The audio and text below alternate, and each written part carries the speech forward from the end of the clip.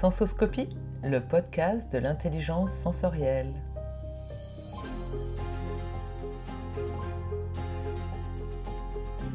Quand on nage avec les requins, mieux vaut ne pas saigner. Des inspirations essentielles pour décoder nos ressentis, comprendre le monde, notre environnement, pour tous ceux qui cultivent l'art de percevoir et bien plus. Restez vivants dans un monde qui peut parfois sembler trop rapide, trop bruyant, trop violent, trop dispersé, insensé. Je suis Emmanuelle Motte, fœtus devenue grand-mère. J'ai souvent mouru et renaquis. J'ai d'abord été costumière pour tisser des fils et des liens avant de franchir la frontière de l'épiderme et découvrir le costume intérieur qui façonne nos rôles. Équipée de 30 ans d'exploration pratique de nos compétences comportementales, ma capacité à interroger le système sensoriel aide tous ceux qui bloquent dans des situations complexes. Merci d'avoir choisi l'audio pour vous extraire des écrans et favoriser une écoute intime et confidentielle.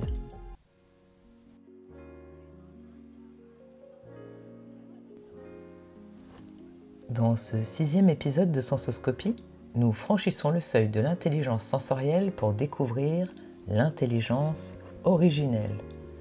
Muriel Boutlotte, gestionnaire administrative et 9e d'une fratrie de 14 enfants, nous invite à explorer une forme d'intelligence qui va bien au-delà des perceptions habituelles. Depuis son enfance, elle cultive une connexion subtile avec des énergies invisibles, une forme de sagesse ancestrale qui l'accompagne au quotidien. Elle nous partage comment elle marie avec brio, pragmatisme et intuition, utilisant ses facultés perceptives comme une véritable ressource pour naviguer à travers les transitions, mais aussi les épreuves. Ce parcours nous montre que la rationalité et l'intuition peuvent coexister et enrichir notre compréhension du monde, et que l'intelligence originelle peut devenir une alliée puissante. Je vous sens en alerte d'en savoir plus sur le sujet, alors je vous laisse avec notre nouvelle invitée qui va tout de suite se présenter. Je suis Muriel, gestionnaire administrative dans les fonctions RH en indépendante. J'adore chanter, j'apprends le piano. Et alors je t'ai demandé d'amener une photo de toi quand t'avais quel âge sur cette photo? Il me semble que j'ai 6-7 ans. Ok. Tu peux me la décrire, cette photo de... Alors c'est une photo, je pense qu'elle a été prise chez un photographe. Donc c'est une petite fille. Je trouve qu'elle me ressemble encore physiquement, c'est ça qui est assez étonnant. Et avec le sourire sur le visage, bien, avec beaucoup d'expression. Qu'est-ce que tu ressens quand tu regardes cette photo? Cette photo me met en joie. Je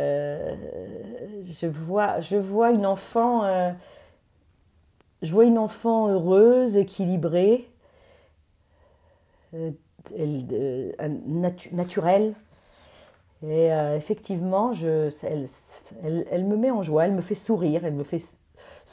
Et j'imagine que j'ai le même sourire que cette petite sur la photo. Je confirme, effectivement, il y a un petit sourire en coin et Ouais. un regard lumineux que tu n'as pas perdu. Oui. Dis-moi, tu te souviens de l'environnement de l'époque, le contexte familial, les sensations où vous viviez tu dis qu'elle a été prise chez un photographe, c'était dans quelle ville? Alors, moi, je suis arrivée en Normandie, donc à Alençon, j'avais 1 an. Je peux parler de cette période qui me laisse des souvenirs heureux, des souvenirs de campagne. Bon, je suis le numéro 9 d'une fratrie de 14 enfants. Et pour moi, cette époque, ce sont les odeurs. Ce sont les jeux. Alors, liberté, oui, puisque je vivais à la campagne et que nous passions notre temps, il y avait un petit sous-bois à côté. Moi, j'avais l'impression que c'était la forêt de Brocéliande. Depuis, j'y suis retournée, c'était quand même un petit sous-bois. Et j'ai le souvenir, l'odeur des feuilles, le son des feuilles mortes quand je marchais. Je connaissais chaque fossé, chaque arbre. Je peux même dire que dans mes rêves, ce sont les souvenirs qui reviennent et ça va jusqu'au fossé. C'est assez étonnant, j'ai toujours été étonnée de rêver de ça, effectivement. Et donc, j'étais entre les peupliers, le noyer, les pommiers et les feuilles, le craquement des feuilles, l'odeur des sous-bois, des champignons, et l'odeur des pommes aussi. Les pommes de Normandie. Les pommes de Normandie. Et puis en même temps, il y a tout un tas de souvenirs qui arrivent. Je ne peux pas tous les dire parce que là, ça défile. On dirait un super 8 dans la tête. En tout cas, de regarder cette photo, ça te déclenche un super 8 sensoriel dans la tête. Absolument. Absolument. Et donc une enfance joyeuse dans la campagne avec donc toi tu arrives 9e, donc ta mère a 9 enfants, elle en aura donc 14. Et donc tu as cette ambiance finalement de colonie de vacances en permanence. Alors l'ambiance de la colonie de vacances, je ne peux pas la décrire puisque je ne suis jamais allée en colonie de vacances. Et c'est une ambiance effectivement de jeux d'enfants, de jeux avec ce qu'on a à portée de main, c'est-à-dire brouettes pour se promener, cabane dans les bois, cabane avec des bâches de plastique, les bougies dans les cabanes, dans les bâches en plastique, c'est-à-dire aucun sens, pas de danger, en sécurité partout. Les cabanes avec recouvertes de feuilles, avec toujours les mêmes bougies, effectivement, donc une espèce d'insouciance, mais effectivement un souvenir très riche effectivement, des jeux. On passait des journées entières à l'extérieur, dans les champs autour. Ouais, la campagne était votre terrain de jeu et tu avais toujours du coup des copains, des copines, parce que c'était tes frères et sœurs, il y avait toujours quelqu'un pour jouer. Absolument, absolument. Donc absolument. très... Et à l'instant même, puisqu'on est dans le sensoriel, j'ai l'odeur de la violette qui arrive, l'odeur et l'image, puisque... Et moi j'ai ma violette de Proust parce que je cherche encore l'odeur de cette violette que je sentais, la violette sauvage. Et c'est très difficile de retrouver des violettes qui sentent les violettes de l'enfance. Hein, c'est les violettes de Proust. Oui, c'est un peu comme les fraises des bois, le goût, c'est difficile à le trouver. Et effectivement, donc, alors que je suis en train de narrer tout ça, j'ai à l'image cette violette dans les talus, et puisqu'on était... Soit quand on n'était pas dans la cabane, on était allongé sur les talus ou on faisait des roulades dans les talus. Donc très olfactif, les souvenirs. Très olfactif. Des sons, des chansons, des musiques de l'époque? Il ne faut pas me brancher là-dessus. Effectivement, donc comme j'avais des frères aînés, j'ai été baignée dans la musique, puisque moi, mon père jouait de l'accordéon. Et on a été bercés sur le lac des Cygnes. Mon père chantonnait le lac des Cygnes pour nous bercer et il jouait de l'accordéon. Et mes frères et sœurs aînés, donc ils avaient le tourne-disque, comme on appelait. Et effectivement, j'ai été élevée au Whiter Shade of Pale et on dansait énormément aussi. Donc une vie d'enfance, de chant, d'odeur, de danse, de mouvement, oui. De mouvement, d'autres choses, des goûts, des plats que faisait ta mère peut-être? Là, c'est très restreint effectivement, puisqu'au niveau alimentaire, mes parents étaient d'un niveau social moyen. Donc il y avait enfin, à minima 10 bouches à nourrir. Donc, ce dont je me souviens, c'est l'odeur du chocolat chaud. À l'école primaire, à l'époque, à 16h, ils nous servaient un goûter. Et il y avait l'odeur de ce chocolat chaud. Là. Tout à l'heure, je parlais de l'odeur de la pomme. Effectivement, j'ai pas été élevée à la pomme, mais quasi. Ces moments où les sons, les odeurs et les images ont laissé une empreinte, est-ce que dans ta vie d'aujourd'hui, ils reviennent régulièrement? Est-ce que tu les réactives? Est-ce que tu disais ils viennent nourrir mes rêves?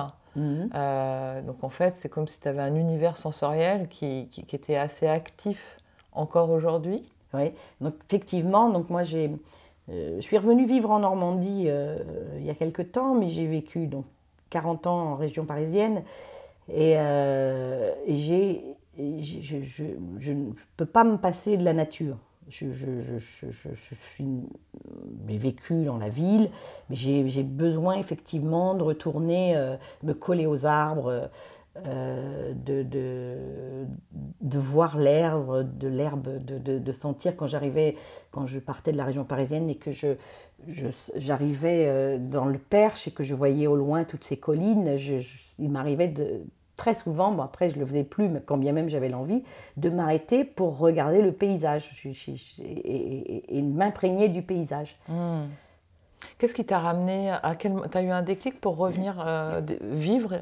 Oui, le déclic, je me suis fait une demande intérieure un petit peu avant la période du Covid. Je suis revenue en Normandie déjà dans un premier temps pour aider ma mère qui était seule. Et puis, et ensuite, j'ai fait un dernier confinement en Normandie. Et donc, je faisais du télétravail. Mais avant de travailler, j'allais me pluguer au chêne tricentenaire qui est dans la forêt, à côté de la forêt d'Andenne.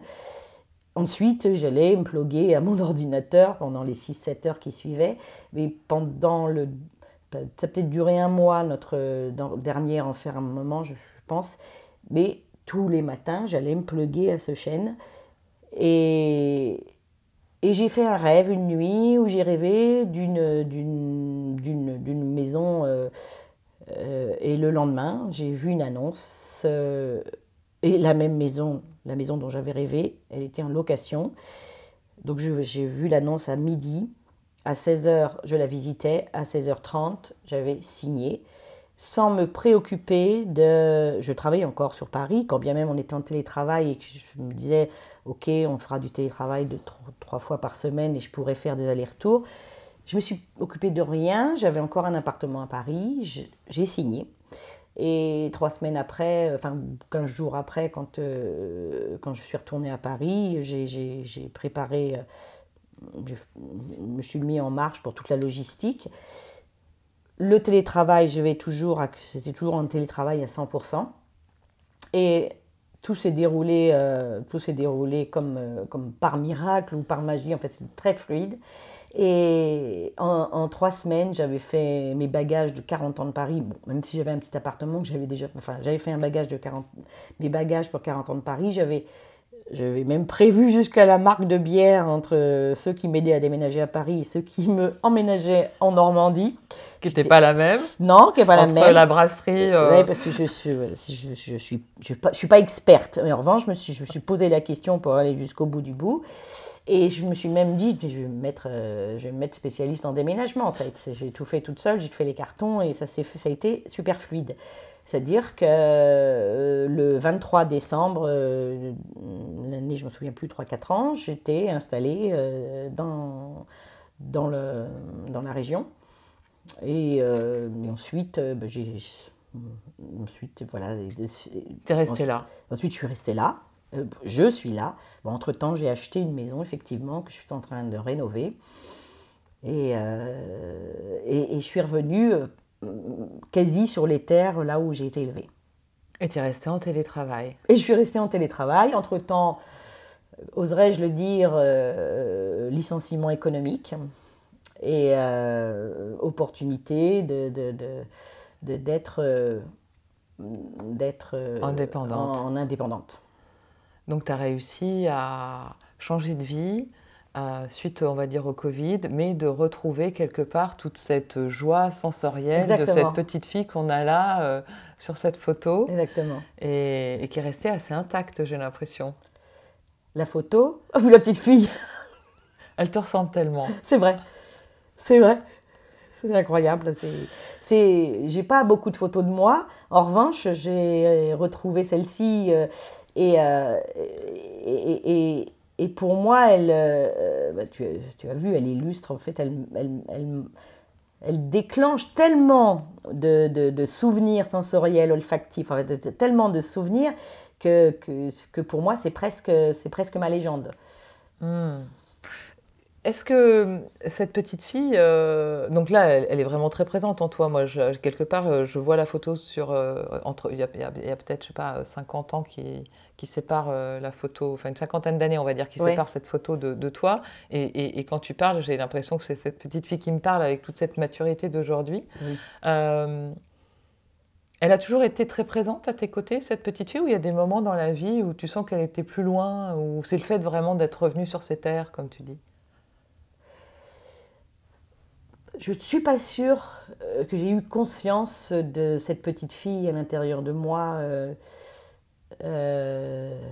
pendant une grosse partie de ma vie.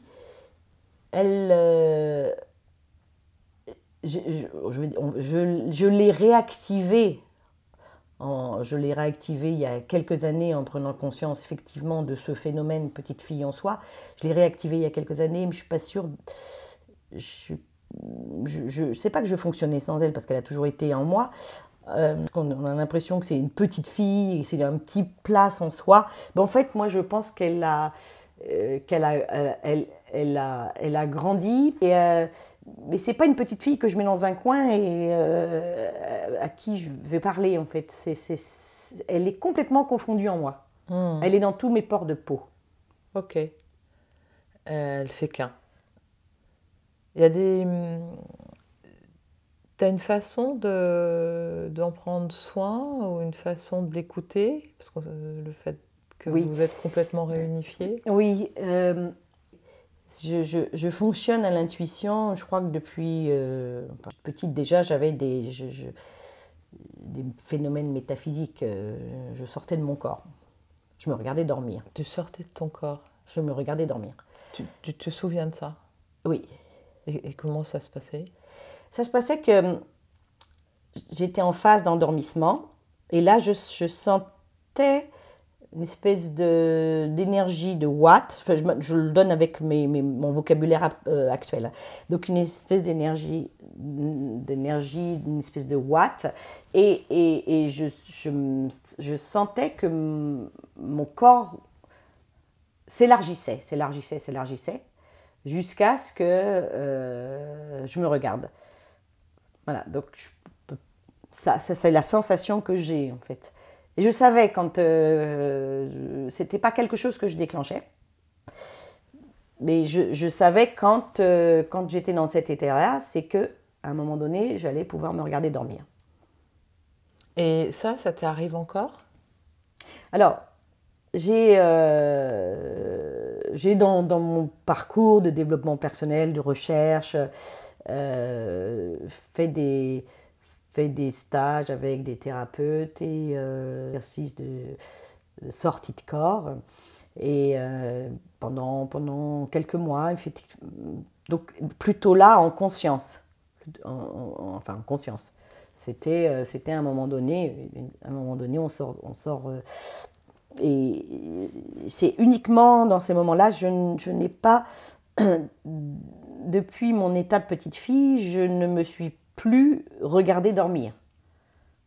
Et ces expériences de sortie de corps que tu as donc fait sous forme de stage avec des gens visiblement qui avaient cette pratique-là, ça t'a apporté quoi? Ça reste pour moi, ça reste du jeu. J-E-U. Ça peut faire penser à la génération actuelle ou celle d'avant, n'importe, qui joue avec des jeux vidéo et qui font plusieurs niveaux et qui vont dans des mondes. Et c'est plus du jeu, c'est un plaisir pour moi d'avoir devant soi un panneau plein de photos. On ne voyait pas la photo, il affichait le verso. Il fallait deviner la photo qu'il y avait de l'autre côté. Et effectivement, 8 fois sur 10, peut-être 9 ou 10, je ne sais plus, je devinais ce qu'il y avait derrière. Et c'est presque un jeu, enfin c'est pas presque, je le prends comme un jeu. Et dans ta vie, donc en fait on peut appeler ça des capacités médiumniques? Oh, certainement, oui. Ça t'est utile dans ton quotidien d'avoir justement cette capacité à connecter à des choses plus subtiles, même dans ta profession, de peut-être capter où la personne bloque pour débloquer un dossier ou faciliter une conversation ou gérer un conflit ou... J'ai pendant 4 à 5 ans, puisque là on parle d'énergie, on parle du subtil, je pouvais avoir enfin je pouvais pas, c'est pas que je pouvais pas, c'est où je pouvais, c'est que j'ai des capacités de guérison, sans demander quoi que ce soit. Ça reste encore, c'est pas du jeu, mais ça reste, je ne demande rien, pose les mains et il se passe quelque chose avec la personne que je soigne, en fait, que je masse. Tu as un exemple concret de quelqu'un qui arrive avec... Dernièrement, mon professeur de piano, laquelle avait une sciatique depuis ce temps, et bon, donc je lui ai proposé un massage parce que à l'origine j'ai fait cette formation pour aider, guérir et masser mon fils ou les gens autour de moi, mais pas pour en faire une profession. Voilà. Donc, on ne va pas rentrer dans le détail pourquoi, mais c'est trop long, mais c'était uniquement pour l'entourage. Pour prendre soin de ton entourage. Prendre soin de mon entourage. Et donc, dernièrement, mon professeur de piano avait une sciatique, m'a dit, ça fait 4 fois que je vais chez le kiné. Mais allez chez le kiné si vous avez un problème, hein, c'est pas le sujet. Mais elle avait toujours mal. Donc, je lui ai proposé un massage. Et dans mon intention, l'intention était de lui faire du bien, de lui offrir, de lui faire du bien. Donc, j'ai fait le massage sans vouloir qu'elle guérisse à tout prix. À chaque fois, j'ai cette capacité. J'ai pas du tout le mental qui se met en marche en disant je vais le guérir ou quoi ou qu'est-ce. Il n'y a pas de notion de pouvoir. Donc, je lui ai proposé le massage. Elle s'est relevée. OK. Le lendemain, elle m'a dit mais elle me dit mais c'est pas possible. Elle dit je suis guérie. Elle me dit je n'ai plus mal. Et vraiment, il faut que tu fasses quelque chose, il faut que tu fasses ça, que tu t'installes. Bon, c'est toujours ce que me disent. Je suis allée voir une esthéticienne, et dernièrement aussi, et j'étais donc sur sa table, et elle avait un mal de tête, mais qui était quelque chose de récurrent chez elle, assez cyclique. Et je lui ai dit, est-ce que vous voulez que je fasse quelque chose pour vous? Donc on a switché, c'est elle qui s'est retrouvée sur sa table et de travail. Je lui ai touché la tête, j'ai encore une fois offert des gestes, ma présence pour qu'elle aille mieux. Et elle m'a dit, mais ça ne m'est jamais arrivé, je n'ai plus mal à la tête.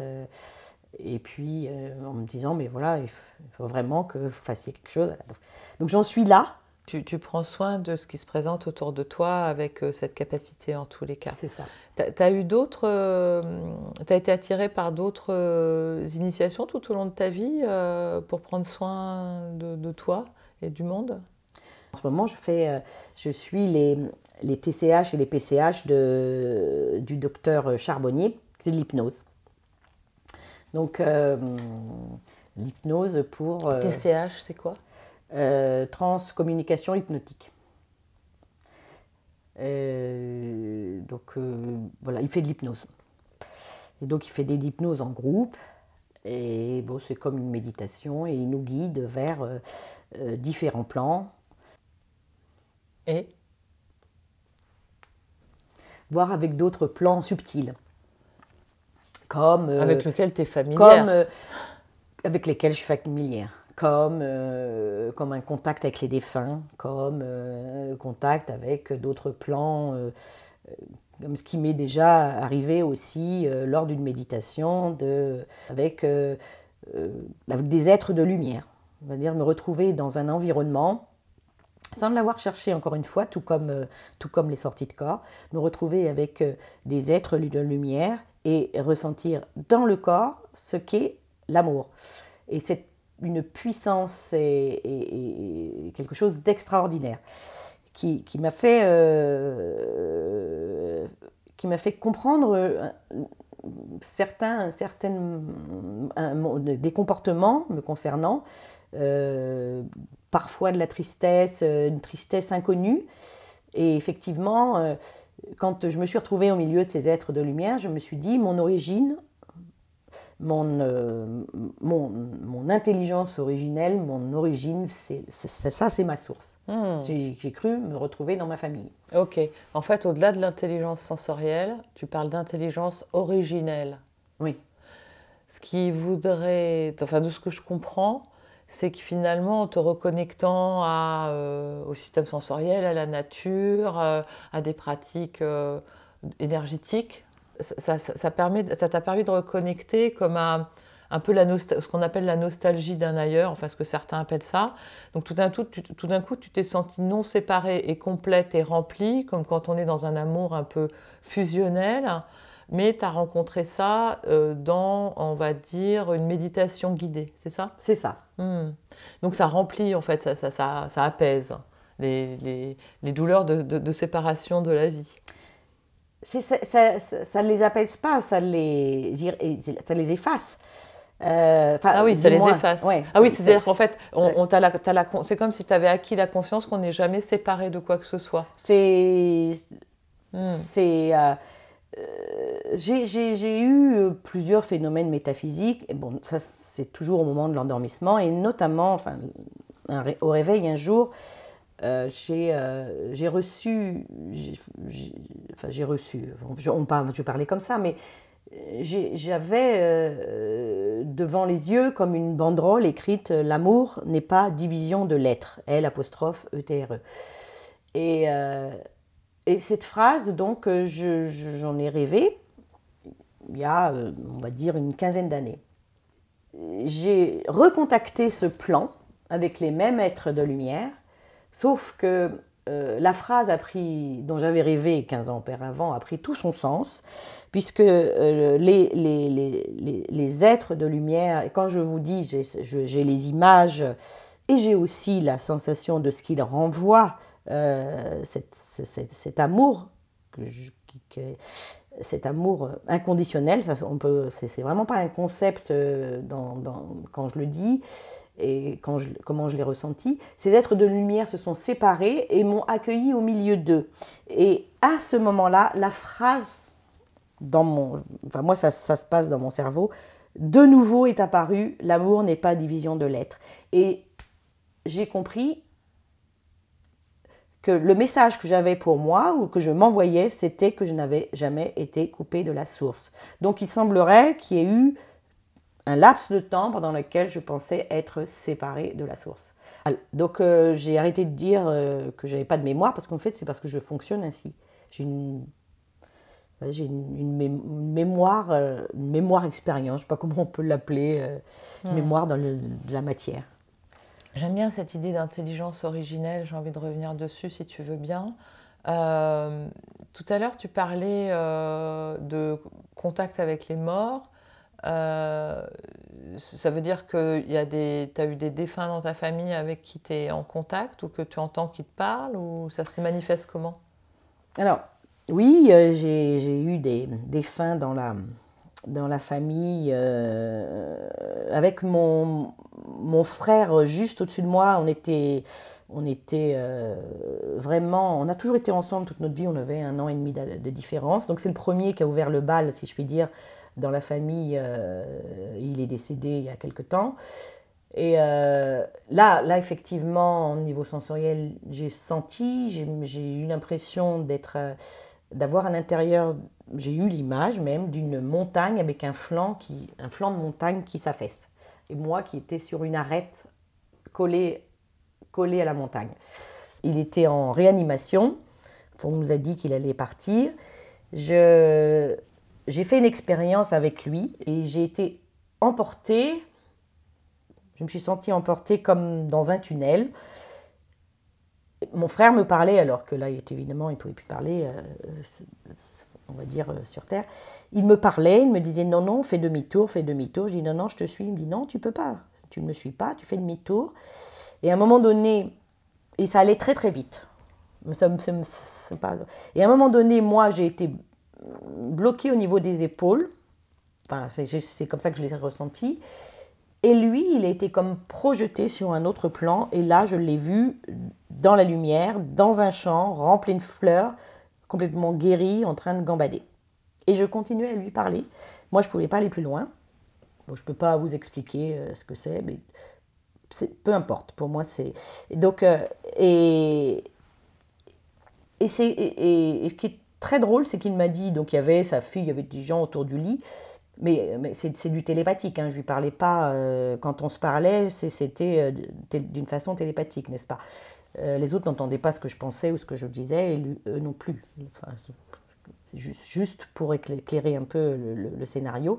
Et mon frère voit sa fille et lui dit « Ah, bah, tu diras à ma fille qu'elle va avoir son BP. » Donc moi je disais bah, « Laura, tu vas avoir ton BP. » Donc merci papa. Donc, et quelqu'un est rentré dans la chambre, il ne fallait pas qu'il vienne, c'était pas la peine qu'il se dérange. Donc voilà, ça a duré bah, jusqu'à ce que je lui lâche la main. Mais pour moi, ça a été vraiment très salvateur, ça a été très apaisant pour le coup, puisque bon, il n'était pas encore officiellement décédé, mais j'ai vu qu'il était dans un endroit où il était gai et souriant, il gambadait, il faisait des sauts, je ne sais pas quoi, c'était magnifique.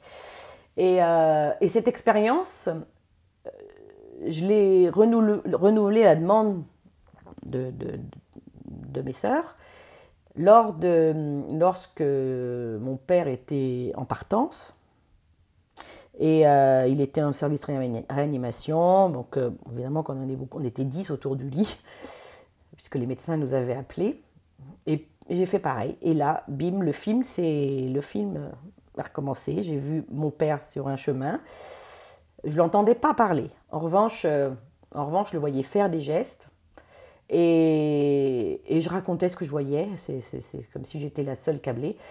Je racontais ce que je voyais à mes frères et sœurs qui étaient autour du lit. Et ça a été un moment exceptionnel et une fin, pour moi, hein, je veux dire, c'est de voir tous les témoignages autour des enfants dire au revoir papa, merci, et moi qui leur disais, il nous salue, tiens, il y a un tel qui est avec lui. Et ce qui est très drôle, très drôle, bizarre, dans la synchronicité, dans ce qui se passait dans ma tête, c'est qu'il y avait un électrocardiogramme. Évidemment, il était branché sur un électro, donc on entendait le bruit. Et à un moment donné, l'électrocardiogramme, la courbe s'accélère. Mais mon père, je le voyais faire demi-tour. Donc je dis, il a fait demi-tour, il s'en va. Et à ce moment-là, une de mes sœurs dit « Ah, il repart. » Je dis « Non, non, non, il a fait demi-tour. » Et là, effectivement, je ne sais pas combien de temps ça dure, 1 seconde, 2 secondes, j'ai aucune idée, mais il y a eu la ligne droite de l'électrocardiogramme qui s'arrête, du cœur qui s'arrête, et la ligne, voilà. Et à ce moment-là, rideau pour moi, c'est-à-dire que écran noir. Donc, je n'ai pas encore rencontré de personnes qui ont eu la même expérience, mais tant que les gens, comme que ce soit mon frère ou mon père, tant qu'ils étaient dans un état, qu'ils n'étaient pas morts, pas cliniquement, mais morts, tant que le cœur ne s'était pas arrêté, j'ai accédé à ce passage. Et après, une fois qu'ils ont été décédés, ils sont revenus te... Alors, oui, il y a des signes. J'ai des signes, j'ai pas entendu, mais j'ai beaucoup de rêves. Mais c'est cyclique, hein. J'ai le dernier, le cadet de la fratrie qui est décédé aussi, qui est venu me saluer en rêve, mais j'avais pas eu il est mort depuis 3-4 ans, et j'avais ni rêvé de lui, ni eu de signe, et je l'ai vu en rêve très dernièrement. Et un rêve assez réparateur aussi, puisque puisqu'il est venu me faire j'ai senti un big hug, on s'est pris dans les bras. Ouais. On s'est pris dans les bras et on s'est dit adieu. Et ce qui était assez impressionnant, c'est que j'analysais mon rêve. J'étais en analyse de rêve dans mon rêve. Et je voyais que je n'étais pas triste. Je sentais que je n'étais pas triste. Et pourtant, il me disait adieu. Donc il y a certainement eu une réparation, puisque son départ a été comme les autres, mais c'est différent à chaque fois. Puisqu'il était le plus jeune, et son départ a été déchirant pour moi. Outre les circonstances, ça a été très très dur. Et là, j'ai senti, je me suis réveillée, je me suis dit c'est une réparation.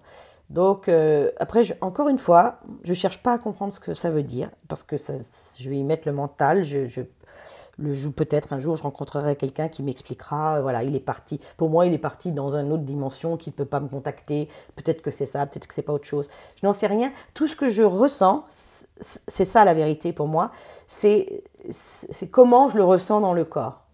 C'est-à-dire, c'est réparation. C'était vraiment un super moment. J'ai senti son hug. Ça vient quelque part confirmer quand tu disais l'amour n'est pas division de l'être, et donc même quand les gens partent, sont morts, l'amour est toujours là. Oui. Oui. Et ta réflexion là me fait penser qu'effectivement, l'amour, je le ressens d'une autre puissance. D'une autre qualité d'énergie. D'une autre qualité que les attaches affectives. Finalement, quand les gens sont vivants, on a des attaches affectives avec eux et on crée des liens. Et finalement, quand ils meurent, c'est comme s'il y avait un amour encore plus puissant, c'est ça que tu dis? C'est ça, la qualité de l'énergie n'est pas la même. Moi, j'ai un fils que j'aime par-dessus tout. C'est pas une attache, c'est un lien. Et ce que je ressens dans le corps, n'est pas de la même couleur, c'est pas la même qualité d'énergie que ce que j'ai ressenti via ce hug ou via les êtres de lumière. C'est pas du tout la même chose. On peut pas comparer en fait. Je ne peux pas comparer. Ce sont deux choses différentes. C'est-à-dire qu'il y a un plan humain puis un plan plus subtil. La vibration n'est pas la même. La vibration, certainement de l'amour n'est pas la même, mais le ressenti dans mon corps n'est pas du tout le même. Ça rejoint, c'est pour ça que je t'interrogeais sur cette histoire d'intelligence originelle et d'intelligence sensorielle. Moi, ce que ça m'évoque, c'est que l'intelligence sensorielle serait humain terrestre et l'intelligence originelle serait plus humain non terrestre. Je sais pas moi, les esprits de la nature, les gnomes, les elfes, les farfadets, les plants, il se pourrait. les anges. C'est vraisemblable. Tout ce que je ne donne pas d'explications, je ne les ai pas les explications. Je les ai pas. Je sais. En revanche, ce que j'ai vécu dans toutes mes expériences métaphysiques, je pourrais avoir Einstein, je pourrais avoir n'importe qui en face de moi qui me disent tes êtres de lumière, c'est tes neurones machin, c'est tes acides aminés là. Ils pourraient me donner n'importe quelle explication pour me dire c'est illusoire, c'est ton imaginaire. Pour moi, c'est ma vérité. C'est-à-dire que ça t'habite et ça fait de toi quelqu'un de joyeux. C'est ma vérité. Et j'ai pas besoin d'aller chercher comment ça fonctionne. En tout cas, c'est une super ressource parce que quand on perd un être cher et qu'on est capable d'accompagner dans une veillée de corps ou un accompagnement de quelqu'un qui est en train de pass away, comme on dit, de passer ailleurs, c'est un art aussi de pouvoir accompagner ces passages-là quand même, sans être dévasté. C'est plutôt une qualité vibratoire. Je ne sais pas d'où ça vient. Bon, déjà, je te dis, quand j'étais petite, je sortais de mon corps. Donc il y a quelque chose. Je suis arrivée avec une porte ouverte sur des facultés. Je suis arrivée sur Terre, je veux dire, avec la clé pour ouvrir cette porte. Tout à l'heure, on parlait de cette intelligence originelle avec des plans plus subtils, comme tu disais, d'être entré en contact, déjà l'histoire de la sortie de corps, et cette histoire dans des méditations ou des états de conscience modifiés, pouvoir connecter à des êtres ou des esprits de la nature. Je ne sais pas si tu connais, mais ça m'évoque qu'au moment de la fête des morts, justement, là où on fête Halloween, où on fête Samhain ou Samhain, je ne sais plus. Samhain, oui. Samhain. Au Mexique, par exemple, on le voit dans le film de Pixar, là, Coco, où ils reviennent avec des têtes de mort, et ils reparlent à son grand-père, etc. Donc, bon, ils en ont fait comme tu disais, c'était un jeu, ben là, ils en ont fait un Pixar. Toi, tu pratiques des petits rituels comme ça, ou c'est quelque chose qui t'inspire, ou c'est quelque chose que tu fais, ou c'est quelque chose avec lequel tu es familière? Bon, effectivement, à la période des récoltes, une période intermédiaire hein, dans le cycle de l'année, pour les Celtes, c'est une fin d'année. C'était une fin d'année puisque c'est la période de récolte. Et il faut profiter à ce moment-là. Donc c'est un travail énergétique qui se fait, il faut avoir la foi aussi, hein, qui se fait avec les petits êtres de la nature. Les gnomes, les elfes, les farfadets. Les farfadets, voilà, les lutins. les lutins. C'est ça? Moi, un peu comme en Islande, oui, où ils ont ce culte des êtres, des petits êtres de la nature. Et le culte va bien au-delà de ça, puisqu'il y a une ministre des petits elfes. Enfin, des petits êtres de la nature. Islande, exactement. Et que rien ne se fait. Il y a un gouvernement, il y a une ministre. Rien ne se fait dans les constructions, bien évidemment, sur la terre et à l'extérieur, sans l'avis de ces petits êtres. Mais ça, c'est un autre sujet. Donc effectivement, ce rituel... Donc, il y a un rituel sur 3 jours. Je ne sais pas si on va y arriver. On va respirer un grand coup. Il y a un rituel sur 3 jours et qui correspond à quoi?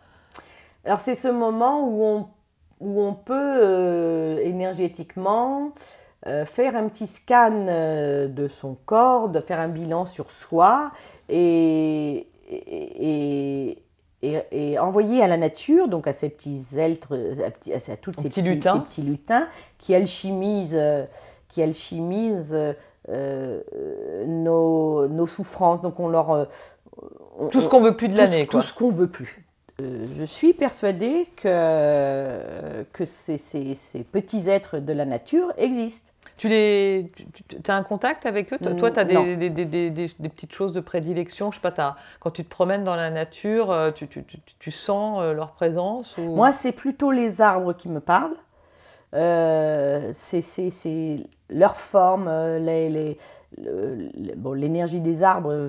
Quand j'étais en région parisienne, en fait, ça fait très très longtemps que j'embrasse les arbres. Justement, on m'appelait celle qui embrasse les arbres quand j'étais plus petite, plus jeune. Mais plutôt au niveau des arbres, des fleurs, des plantes, où je suis toujours émerveillée par cette géométrie sacrée dans le cœur des fleurs. Et pour faire un petit rappel par rapport à ce que j'ai ressenti lorsque je me suis trouvée sur le plan des êtres de lumière, et cet amour puissant, je retrouve cette vibration en regardant certains cœurs de fleurs. Cet amour-là puissant, ça me fait penser à cette femme qui fait des hugs, parce que je te vois embrasser les arbres et faire... Ama. Oui, Ama. Et elle m'a prise dans ses bras la première fois, et quand elle a desserré son étreinte, j'ai fait un bond d'1 mètre en arrière sans vouloir quoi que ce soit. La première étreinte, parce que les 2 autres ont été différentes, et effectivement, cette femme a une vibration vraiment très particulière. C'est pas encore la vibration, c'est pas encore ce que j'ai reçu en me retrouvant au milieu des êtres de lumière. J'ai pas encore trouvé l'équivalent, je le cherche pas, hein. Mais c'est pas du tout la même vibration. C'était puissant, cette vibration, c'était tellement puissant que j'ai pleuré. C'était lors d'une méditation. Je reviens là-dessus parce que c'est tellement fort. C'était lors d'une méditation. Et une méditation, normalement, on ne pleure pas. Et voilà, on fait une méditation, on est tranquille. J'ai pleuré pendant 1 heure, mais c'est surtout ce coup que j'ai pris dans le ventre. J'ai eu l'impression d'avoir été repluguée dans le ventre. Avec les êtres de lumière ou avec Ama? avec les êtres de lumière. Et tu dis, donc c'était une sensation agréable, très agréable? Ama? Non, la sensation d'amour avec les êtres de Ah, lumière. c'est agréable, c'est pas Et le donc, terme, c'est même pas agréable, une c'est- plénitude. ah, c'est- Et pourtant, tu parles de larmes, donc du coup, c'est des larmes de joie, de grâce? je ne sais pas, je ne sais pas, je ne sais pas. Ces larmes, elles étaient pas neutres. Je ne vais pas y associer un sentiment de grâce ou de tristesse ou de. Ça a été une réaction du corps suite au pleugage, enfin suite à cette sensation. Oui, ça veut dire que parfois, moi ça m'arrive, hein, on peut pleurer sans émotion de tristesse. Absolument. C'est comme des larmes de lavement, Peut-être, oui. de l'eau en fait, Mm. de l'eau qui vient laver, fertiliser, Oui. nettoyer. Et puis, alors, il y a peut-être, hein, je dirais, mais parce que ça me vient à l'esprit, la mélancolie et la tristesse de quitter ce moment-là. Oui, ce qu'on appelle la nostalgie d'un ailleurs, cette quête de l'originel, c'est-à-dire qu'en fait, on est des êtres, on souffre parce qu'on se sépare. En général, dans la vie, ce qui est difficile, c'est les pertes, c'est les séparations, c'est quand on se sent attaché, on doit se détacher, on perd un boulot, on perd un ami, on perd un couple, un enfant. Donc en fait, c'est de retomber dans le sentiment que l'amour n'est pas division de l'être, comme tu l'avais lu, mais je dois retourner dans le plan de séparation. Oui, puis pas le temps de se poser la question. De toute façon, je n'ai pas eu le temps de me poser la question, mais tu me posais la question par rapport aux larmes. Il y a peut-être, j'ai peut-être, hein, parce que vraiment, c'est cette nostalgie d'avoir quitté cette étreinte, qui n'en était pas une, mais c'est fantastique. J'ai pas de mots, en fait. J'ai jamais connu ça avant. Dans ton métier, donc tu fais de la gestion pour des RH, du support RH pour des formations, des plans de formation? C'est ça, je gère des plans de formation pour des entreprises, oui, pour diverses entreprises. Ces capacités que tu as, extrasensorielles et intuitives, elles se sont utiles dans ton métier aujourd'hui? Elles peuvent être utiles. Je ne sais pas si c'est le sens de l'écoute, j'ai de la patience, de l'organisation, mais je ne sais pas si on peut mettre ça en adéquation avec les expériences métaphysiques ou extrasensorielles. Et ça vient peut-être de l'âge tout simplement, ou du nombre d'années d'expérience. Elles ne sont pas forcément utiles. Elles sont... C'est pas que dans le métier, c'est au quotidien. Au quotidien. Dans les rencontres, les relations avec les collaborateurs. Au quotidien, où je suis de plus en plus branchée sur mon intuition. Et il y a eu une période où je me disais, je me la pète, c'est pas possible. Et puis, j'ai laissé... cette petite voix, je ne l'entends plus. Je n'entends plus la petite voix qui dit... t'es folle. T'es folle. Elle disait pas t'es folle, mais c'est pas possible.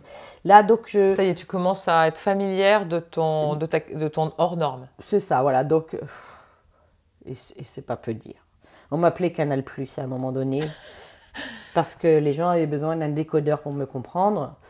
Et je me suis sentie pendant très longtemps exclue du groupe. C'est pas facile de dire tu viens d'une autre planète, ici, tu es là.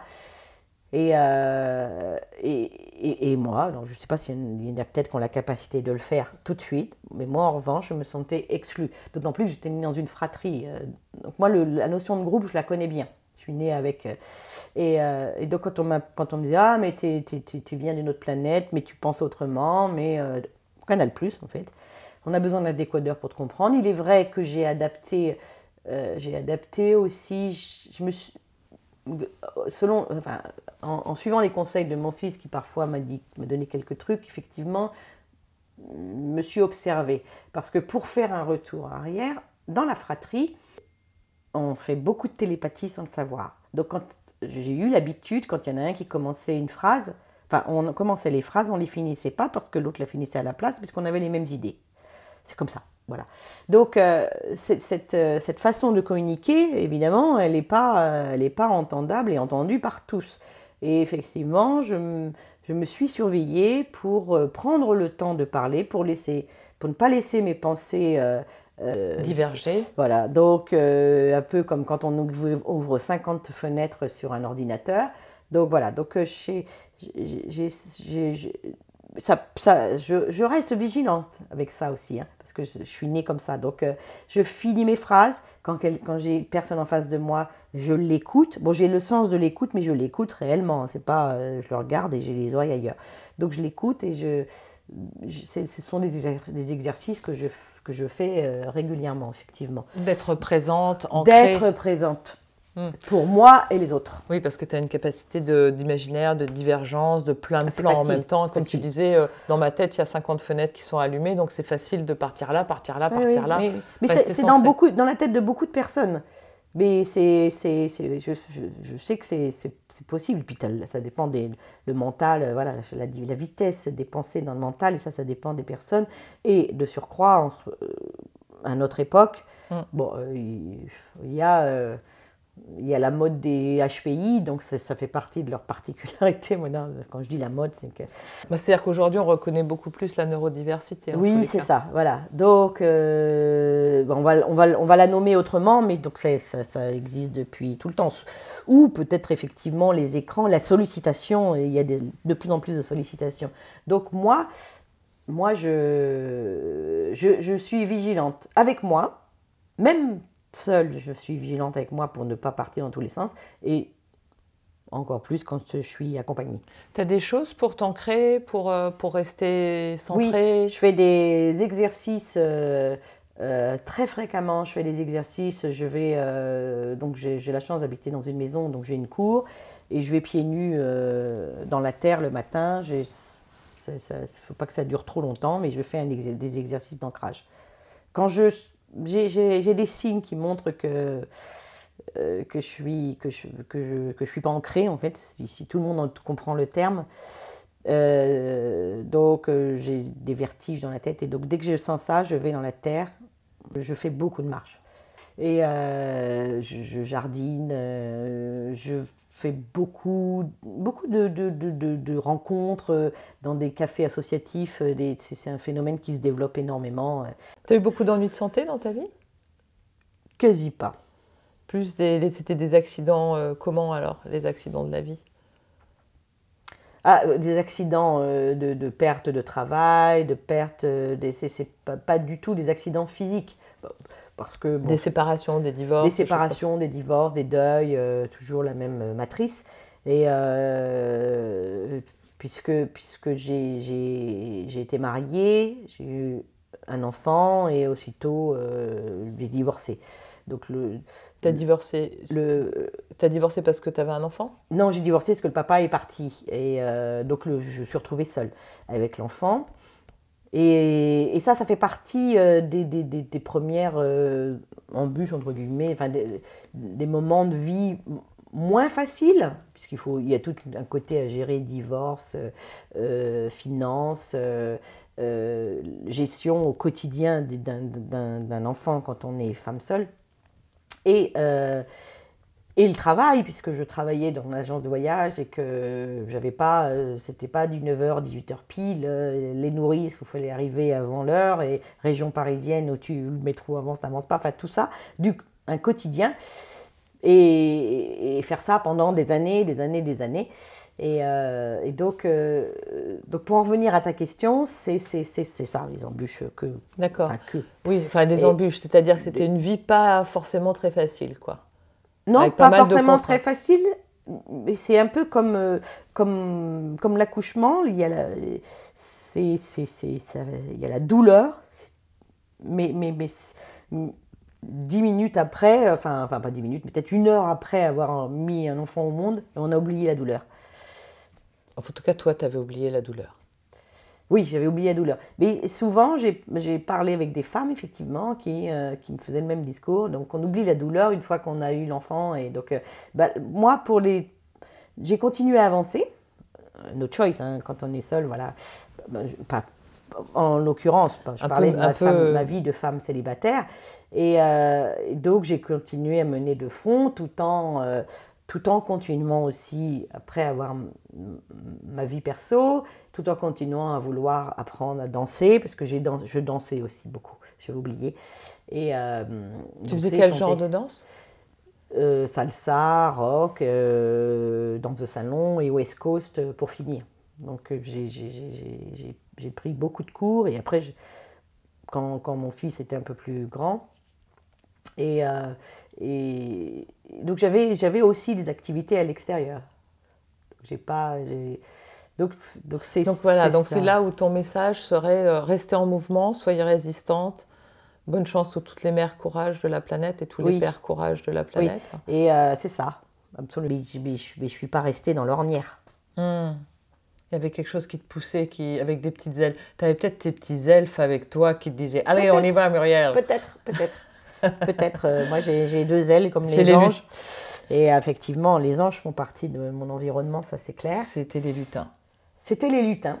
Ouais. Donc, reconnectez à vos lutins, à vos elfes, à vos gnomes, à vos anges, Qu'est-ce qu'on pourrait leur conseiller encore C'est vraiment croire en quelque chose, avoir confiance en quelque chose ou en quelqu'un, avoir la foi. Et toi, donc, tu as la confiance en quoi? J'ai la foi dans mes anges gardiens, j'ai la foi dans... Un ange gardien, quoi. C'est ça. T'as un nom? Il a un nom, ton ange gardien? Non, je sais pas encore. Mais tu me parles d'ange gardien, mais c'est quelque chose qui est familier avec toi? C'est quelque chose que, quand tu me dis... moi, ce qui m'a permis de garder la joie, l'espoir, de retrouver quelque part mon jeu d'enfant, et c'est un peu ce côté joyeux et que ton sourire soit intact, c'est d'avoir la foi et c'est de croire à mon ange gardien. C'est ça. Bon, ange gardien ou une entité défunte, enfin une sainte par exemple. Moi, je dis que je suis une fan de Thérèse de Lisieux. En fait, elle n'est pas loin. Elle est née à Lisieux, elle est née à Alençon, là où j'ai été élevée. Et donc, avoir foi dans des personnages comme ça, qui sont sur d'autres plans. On est toujours sur des plans subtils. D'accord. C'est pas honte, je suis toujours sur des plans subtils, effectivement. Ouais, ok. Donc ce que j'entends, c'est que pour pouvoir passer les douleurs de l'existence, c'est nécessaire d'avoir des petites connexions avec, on va dire, des choses plus invisibles, plus subtiles, peut-être plus spirituelles, si on peut employer ce mot-là. Et que tous les rituels, quelles que soient les croyances, quelles que soient les religions, que ce soit les Celtes ou là, Sainte Thérèse de Lisieux, comme tu disais, peuvent être des ressources. En tout cas, pour toi, ça en a été. Oui, moi j'ai des ressources invisibles. Après, c'est pas que invisible. Hein. Il est possible d'aller voir Raymond au coin de la rue ou d'aller voir son chat ou son chien. C'est vraiment diriger son intention vers quelqu'un, une personne, un animal ou quelqu'un de subtil qui nous supporte, qui nous aide, qui nous comprenne. En fait, c'est sentir qu'on n'est pas seul. C'est ça. Merci Muriel pour ce grand partage. Merci beaucoup Emmanuel pour cette interview. J'ai pris un plaisir incommensurable. Merci à toi. Bonne continuation avec tous tes petits lutins.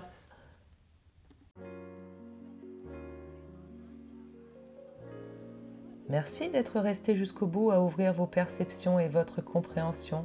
Vous aurez peut-être envie, vous aussi, de mutualiser vos intelligences multiples, rationnelles, émotionnelles, sensorielles, originelles, et optimiser ainsi les chances de transformer les défis en opportunités. L'intelligence originelle reste à explorer, comme une ressource en chacun de nous, qui, lorsqu'elle est écoutée, guide nos choix avec sagesse et clarté. N'hésitez pas à commenter et partager cet épisode. Abonnez-vous pour ne pas manquer notre prochain rendez-vous, le 1er décembre. J'ai observé que vous êtes de plus en plus nombreux à écouter et c'est un vrai plaisir de voir l'intérêt que vous portez à votre intelligence sensorielle sous toutes ses formes. Alors à très bientôt.